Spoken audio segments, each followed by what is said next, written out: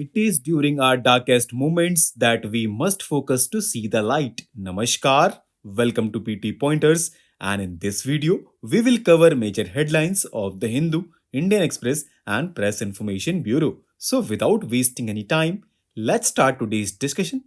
And our first headline is related to Bharat Ratna, which is the highest civilian award of the country, and it is awarded in recognition of exceptional service or performance of the highest order in any field of human endeavor. The recommendations for Bharat Ratna are made by the Prime Minister to President of India, and no formal recommendations for Bharat Ratna are necessary. And do you know, friends, recently Prime Minister of India announced that former Prime Ministers Chaudhary Charan Singh and PV Narasimha Rao will be conferred the Bharat Ratna, and along with them Dr. MS Swaminathan will also be awarded. Dr. MS Swaminathan was agricultural scientist and agronomist. He was also known as the father of the Green Revolution because he played an instrumental role in Green Revolution and towards food self-sufficiency in India. PV Narasimha Rao was the former Prime Minister of India and he is credited with steering the liberalization of Indian economy. And Chaudhary Charan Singh was the former Prime Minister of India. He was the leader of Lokdal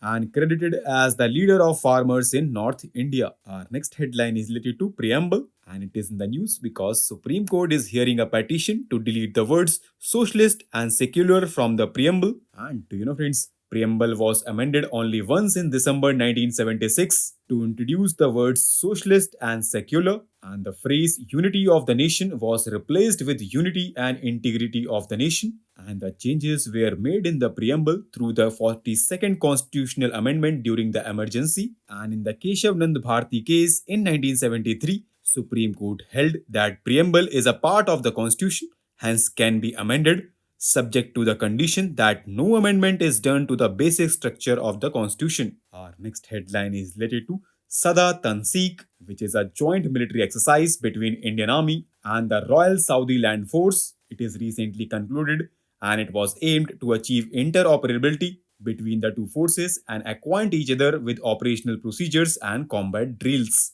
Our next headline is related to high altitude pseudo satellite vehicle, which can fly at altitudes of 18 to 20 km from the ground, which is almost double the heights attained by commercial airplanes. It has ability to generate solar power and it can remain in air for months, even years. And recently, National Airspace Laboratories has successfully completed the first test of solar powered pseudo satellite, which can significantly increase India's surveillance and monitoring capabilities in border areas. Our next headline is related to Annual Death Penalty Report 2023, which was prepared by Project 39A, and according to it, appellate courts, Supreme Court, and all high courts together confirmed only one death sentence in 2023, while the rest were either commuted or saw the prisoners acquitted altogether. Now, let's know more about Project 39A. So, friends, it is a criminal justice program which is linked with the National Law University in Delhi. It draws inspiration from Article 39A in the Indian Constitution on equal justice and signals the broadening of our framework on criminal justice system in India. Now, recently, Government of India and Asian Development Bank signed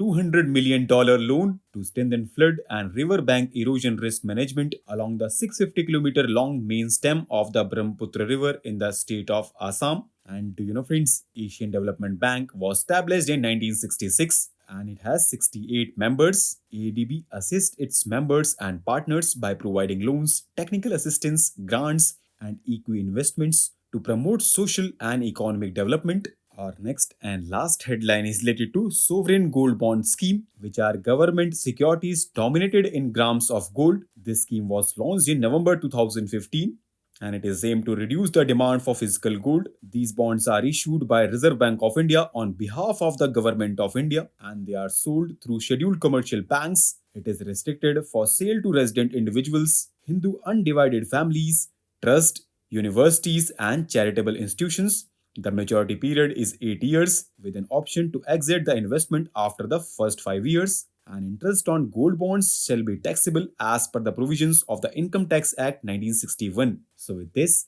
let's conclude our today's discussion. Thanks for listening, and for regular updates, you can follow us on various social media platforms.